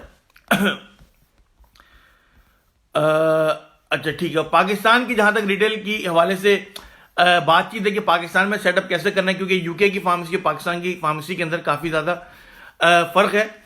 तो उसके अंदर जो है वो हमारे फार्मासिस्ट जफर खान खागी साहब, तो उनका अपना फार्मेसी का सेटअप भी है पाकिस्तान के अंदर, और माशाल्लाह से वो फैमिली के को फाउंडर भी हैं। तो वो आपको इस हवाले से एक सेपरेट सेशन करेंगे कि पाकिस्तान के अंदर सेटअप करने के लिए क्या क्या चीजों की रिक्वायरमेंट है और पाकिस्तान के अंदर सेटअप जो है ना वो कैसे किया जा सकता है इफेक्टिवली। तो माशाल्लाह उन्होंने अपना खुद सेटअप किया हुआ है, तो वो आपको इस बारे में ज्यादा गाइड देंगे और बेटर गाइड देंगे मेरे से ज्यादा। तो अच्छा ये हो गया। उसके बाद मैं बता रहा था कि हाँ, कॉम्पिटेंसी के हवाले से कि आप कॉम्पिटेंसीज फार्मेसिस्ट की वो अचीव करते हैं उन स्टैंडर्ड्स के थ्रू, और यहां पर वो मेक श्योर करना होता है कि जो सुपरवाइजर फार्मासिस्ट है वो उन कॉम्पिटेंसीज को टिक करे और एक एक कॉम्पिटेंसी को टिक करके साइन ऑफ करे कि this trainee pharmacist has achieve all this criterias, जो क्राइटेरिया जो कॉम्पिटेंसीज के थे वो अचीव हो गए। फिर उनकी एप्लीकेशन जाती है जनरल फार्मास्यूटिकल सोसाइटी, वो उसको रिव्यू करते हैं, उसके बाद नो ऑब्जेक्शन सर्टिफिकेट इशू करते हैं कि yes this person can sit in general pharmaceutical council pharmacist registration exam. तो जो फार्मेसी रजिस्ट्रेशन एग्जाम है फिर बैठने का पास है। लेकिन अगर if any pharmacist is not able to achieve those competencies under registered pharmacist, कि वो 12 महीने के अंदर जो उसको कॉम्पिटेंसी अचीव करनी होती है वो अचीव ना कर सके, तो he wouldn't be allowed to sit in the pharmacist registration exam. Simple ये है कि वो बैठ ही नहीं सकता। तो इस वजह से हमें इस चीज की बहुत जरूरत है कि हम उन कॉम्पिटेंसीज को पाकिस्तान के अंदर इंट्रोड्यूस कराएं, और अगर वो इंट्रोड्यूस नहीं हो सकती हैं तो पाकिस्तान के लिहाज से, पाकिस्तान के मॉडल के कंपैटिबल ऐसी कॉम्पिटेंसी बनाएं जो हमारे जो फार्मासिस्ट हैं सारे उनको एक प्लेटफॉर्म के ऊपर लेके आए और ट्रेन करें अच्छी तरीके से। तो ये है। सॉरी आज का सेशन बहुत लेट शुरू हुआ था। आप लोगों को कोई क्वेश्चन हो तो पूछें, क्योंकि मेरे पास अभी 6 मिनट हैं, फिर इंशाल्लाह मैं रेडी होऊंगा और मेरी 10 to 4 शिफ्ट है फार्मेसी की, तो मुझे वहां जाना है इंशाल्लाह।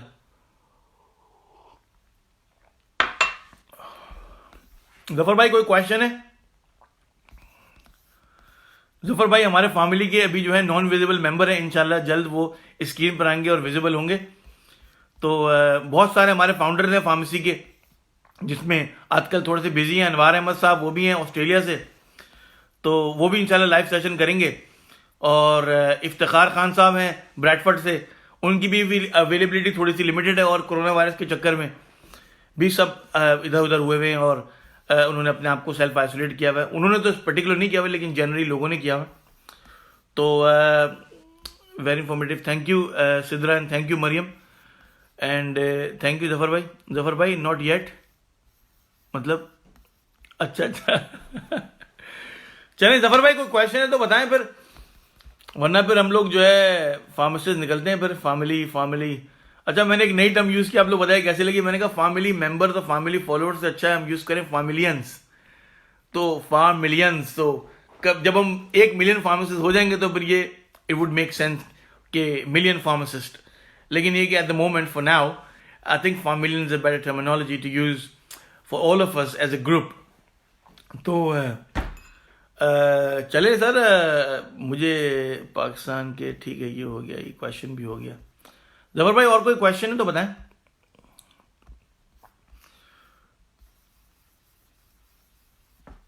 हेलो यार, जो बंदा बात ना करे कैमरे के सामने बैठ के अजीब वियर्ड सा लगता है। जफर भाई किधर गए भाई? फैमिलियंस आपके साथ, आपके पास कोई क्वेश्चन है तो आप क्वेश्चन करें। मेरे पास अभी तकरीबन 4 मिनट बचे, तो वो जो है मैं क्वेश्चन करूं। Love families, thank you very much pharmacist in for your love of families. कोई क्वेश्चन है तो आप करें क्वेश्चन किसी भी हवाले से। तो यहाँ पर माशाल्लाह यूके में काफ़ी अपॉर्चुनिटीज़ हैं फार्मासिस्ट के हवाले से, प्रोफेशन के हवाले से। और दूसरी चीज़ ये है कि आप किसी भी फील्ड में जाएं, you are a specialist pharmacist, तो कम्युनिटी में एक कंप्लीटली डिफरेंट प्रैक्टिस है, कंप्लीट डिफरेंट एक्सपोजर है। जनरल प्रैक्टिशनर्स के अंदर डिफरेंट एक्सपोजर है, तो वहाँ पर आपकी इन्वॉल्वमेंट जो है वो इन बिटवीन होती है क्लिनिकल फार्मासिस्ट और कम्युनिटी फार्मासिस्ट, क्योंकि आप यूर इंटरमीडिएटरी फेस जो प्राइमरी केयर फार्मासिस्ट होता है हॉस्पिटल के अंदर, क्योंकि आप ज़्यादातर सिक और क्रिटिकली इल पेशेंट्स देख रहे होते हैं, तो उसमें जो है वो क्या नाम है, डिफरेंट सेटअप है। अच्छा, ये क्वेश्चन आया है तो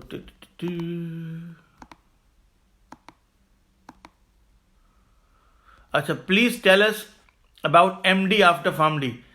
अच्छा, डॉक्टर ऑफ मेडिसिन, यहाँ पर यूके ने एक फार्मासिस्ट का कन्वर्जन प्रोग्राम निकाला है कि आप 3 साल का कन्वर्जन प्रोग्राम करके you can become a prescribing doctor या MBBS, you can do a conversion course of 3 years। अब जाहिर है कि जो लोग यहाँ पर हम लोग को 5 साल लगते हैं फार्मासिस्ट बनने के लिए, तो सिमिलर टू पाकिस्तान, लेकिन पाकिस्तान की जो फार्मडी की डिग्री है वो 5 साल की सिर्फ थ्योरेटिकल डिग्री है। उसके अंदर कोई मैंडेटरी ट्रेनिंग का क्राइटेरिया नहीं है कि आपने 1 साल मिनिमम ट्रेनिंग करनी है, 6 महीने मिनिमम ट्रेनिंग करनी है। तो 5 साल कोई ट्रेनिंग करता भी है समर के अंदर प्लेसमेंट, तो वो उनकी अपनी ऑप्शनल है, लेकिन 5 साल थ्योरेटिकल वहाँ पर जो है ना। अच्छा, आपके आइल्स का सेशन भी करना है इंशाल्लाह ताला। आइल्स की भी मुझे टिप्स बतानी है लोगों को कि आइल्स कैसे पास करना है। मरियम, आई रिमेंबर दैट, इंशाल्लाह आप दोबारा रिमाइंडर देंगे तो हम लोग हो सकता है इसके लिए एक वीडियो बनानी पड़े, क्योंकि लाइव सेशन में डिस्टर्बेंस बहुत होती है कि कोई क्वेश्चन आते हैं तो इस तरह जो इंसान बताना चाह रहा होता है वो ध्यान से निकल जाता है। तो जो वो चीज़ें हैं। अच्छा, any online clinical pharmacist diploma. अच्छा शब्बीर साहब, बहुत अच्छा आपने सवाल किया है कि क्लिनिकल फार्मासिस्ट डिप्लोमा के हिसाब से। अच्छा, क्लिनिकल फार्मासिस्ट जो है ना वो एक प्रैक्टिस बेस्ड प्रोफेशन है। तो जैसे पाकिस्तान के अंदर थ्योरी बेस्ड डिग्री होती है, तो वो थ्योरी बेस्ड डिग्री जब तक आप प्रैक्टिस नहीं करें वो एप्लीकेबल नहीं है, या वो फिर उस डिग्री की वैल्यू नहीं होती। क्यों? क्योंकि आप जैसे MBBS है, अब हम लोग माशाल्लाह यहाँ पर जो जूनियर डॉक्टर्स आते हैं उनके साथ काम करते हैं, तो वो हम उनको देखते हैं, जब अगस्त में वो आते हैं तो वो पहले दिन उनका पहला प्रिस्क्रिप्शन लिखते हुए हम देखते हैं। हमें पता है कि वो लोग कितने ज़्यादा नर्वस और कितने ज़्यादा कंफ्यूज होते हैं। क्यों? क्योंकि वो प्रिस्क्रिप्शन लिखने की प्रैक्टिस कर रहे होते हैं, उन्होंने कभी प्रिस्क्रिप्शन नहीं लिखे होते, ज़ाहिर उन्होंने एज ए स्टूडेंट लिखे होते हैं। जब उनको पता चलता है कि वो अब प्रिस्क्राइबर हैं और वो अब जो है वो ये सारी की सारी चीज़ें जो है वो प्रिस्क्राइब कर रहे हैं और अब फुल फ्लैश डॉक्टर्स हैं, तो वो बहुत नर्वस होते हैं। उनको पता चलता है कि भाई अब कॉन्सिक्वेंसेज होंगे इस प्रिस्क्राइबिंग के, तो they have to be very very careful. तो इसी तरह से जब फार्मासिस्ट बनते हैं तो वो फील्ड में जाके जब तक प्रैक्टिस ना करें तो उनको पता नहीं चलेगा कि प्रैक्टिस होती क्या है। तो इस वजह से जो है बहुत ज़रूरी है कि फार्मेसी को एक प्रैक्टिस बेस्ड प्रोफेशन बनाया जाए, जिसके अंदर एक मिनिमम मैंडेटरी रिक्वायरमेंट की जाए। जहाँ तक आपकी बात है क्लिनिकल फार्मेसिस्ट डिप्लोमा की ऑनलाइन, तो ये मैं कभी भी रेकमेंड नहीं करूंगा, और अगर आप कर भी लेंगे तो आप नॉलेज गेन नहीं कर सकते इससे, क्योंकि क्लिनिकल फार्मेसी जो है वो एक प्रैक्टिस बेस्ड प्रोफेशन है और प्रैक्टिस बेस्ड फील्ड है। तो उसके अंदर अगर आप डिप्लोमा ले भी लेंगे तो वो it would only be just a piece of paper. क्यों? क्योंकि ये लर्निंग वो है जो प्रैक्टिस से आने वाली लर्निंग है, और ये लर्निंग लॉन्ग लास्टिंग रहेंगी अगर आप प्रैक्टिस से लर्न करेंगे। पाकिस्तान के अंदर अगर कोई ऐसा सेटअप नहीं है तो हमें डिग्रियां और कागज लेके एक दूसरे को बताने की जरूरत नहीं है कि हम क्लिनिकल फार्मासिस्ट हैं। हमें चाहिए कि हम ऐसा एटमॉस्फेयर बनाएं, ऐसा कल्चर बनाएं इसमें हम क्लिनिकल फार्मेसी प्रैक्टिस करें। अब वो बनाने के लिए जब तक हम वो नहीं बनाएंगे, I don't think we would ever be able to call ourselves clinical pharmacists, because clinical pharmacist is all about clinical involvement of pharmacist in clinical decision making।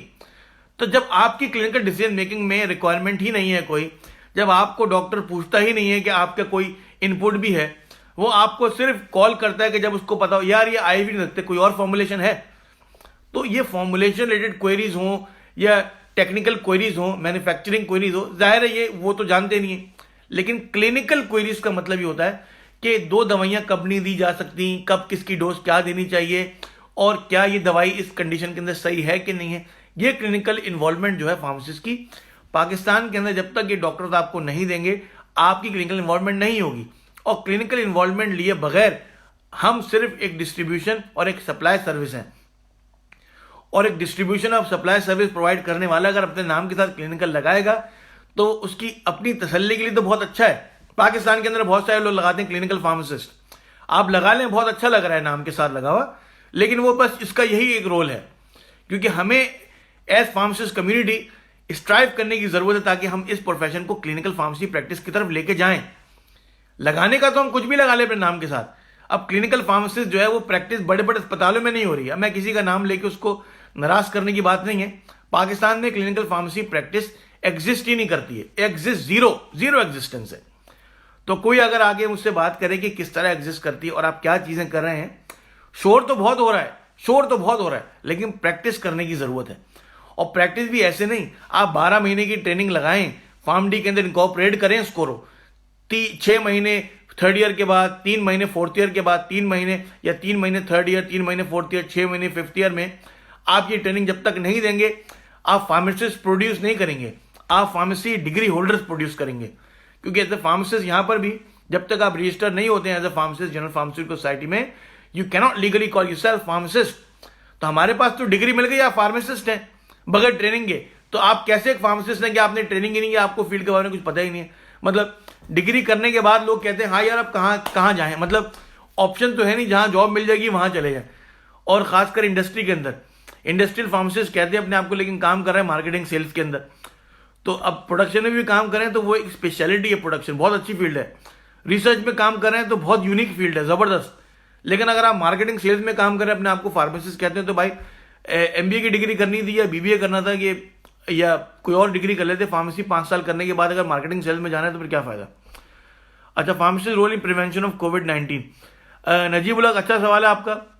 Prevention मैंने सिर्फ अभी 3 चीजें बताई, 3 स्टेप्स। नंबर 1 कि लोगों को कहें कि वो जब जरा से भी इनको कोल्ड फ्लू के सिम्टम्स हैं, अपने आप को सेल्फ आइसोलेट करें। नंबर 2 सिम्टोमेटिक ट्रीटमेंट करें, सिम्टोमेटिक ट्रीटमेंट के जो सिम्टम्स आ रहे हैं उसको रिजॉल्व करने की कोशिश करें, अनलेस कि आपके शॉर्टनेस ऑफ ब्रेथ के सिम्टम्स हो, सांस लेने में तकलीफ हो रही हो तो इमरजेंसी में जाएं, अदरवाइज इमरजेंसी जाने की जरूरत नहीं है।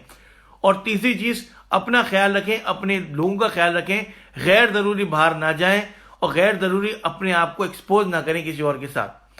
अगर आपके घर में कोई बीमार है तो उसका ख्याल रखें, और यहां पर तो किसी की फैमिली बीमार तो उनकी पूरी फैमिली को सेल्फ आइसोलेशन की हिदायत दी गई है। तो और मेडिकेशन वाइज जो है वो पैरासिटामोल खाएं और कोल्ड फ्लू की रेमेडीज लें, लेकिन ये कि कोई एंटीबायोटिक, क्योंकि ये वायरल है, वो एंटीबायोटिक्स काम नहीं करेंगे इसके अंदर। अच्छा, इसके बाद लिमिटेड एविडेंस आया एंटी मलेरियल का, तो अभी यहाँ पर यूके में एंडोर्समेंट कोई नहीं है, तो एज अ फार्मासिस्ट हमें तो एविडेंस और जो गाइडलाइंस आती है पब्लिक हेल्थ NHS इंग्लैंड की, तो उसको फॉलो करना है। तो एज सच कोई गाइडलाइंस नहीं है, रिकमेंडेशन नहीं है। तो अच्छा, BNF में किस चीज को पढ़ना चाहिए, how deep we should Tauqeer साहब का अच्छा क्वेश्चन है कि BNF जो है ना वो एक ब्रिटिश नेशनल फॉर्मुलरी बुक है मोनोग्राफ की। तो BNF में अगर आपको पढ़ना है तो आप मोनोग्राफ जितना भी पढ़ लें आप याद नहीं रख सकते, क्योंकि ये प्रैक्टिस बेस्ड है, लेकिन उसके चैप्टर जरूर पढ़ें। हाईली रेकमेंड करूंगा कि चैप्टर्स के शुरू की चीजें, कब क्या चीज प्रिस्क्राइब हो रही हैं, क्राइटेरिया क्या है, क्या क्राइटेरिया नहीं है, वो सारी की सारी चीजें पढ़ें। और ड्रग्स, आप जब तक ड्रग्स प्रैक्टिस नहीं करेंगे आपको चीजें याद नहीं होंगी, तो वो सारी प्रैक्टिस की चीजें। तो हाईली रेकमेंड करूंगा BNF में जो चैप्टर्स हैं वो पढ़ें। उसके बाद BNF के अगर आपके पास नई BNF है तो उस 70 के बाद के जो ऑप्शन है उसके अंदर पीछे जाएं, तो वहां पर लिस्ट ऑफ ड्रग्स हैं जिसमें लिखा हुआ है कौन सी दवाइयां जो हैं वो इलेक्ट्रोलाइट इंबैलेंस कॉज करती हैं, कौन सी क्या बढ़ाती हैं, कौन सी क्या कम करती हैं, तो वो अच्छा भी है। How deep we should go into drug monograph in BNF। Again ये क्वेश्चन का मैंने पहले आंसर किया है तौकीर साहब कि आप जो है ड्रग मोनोग्राफ के को आपको रट्टे लगाने की जरूरत नहीं है, आपको सिर्फ क्लास का पता होना चाहिए कि क्लास के मैकेनिज्म ऑफ एक्शन क्या है और ये दवाई किस तरह काम करती है।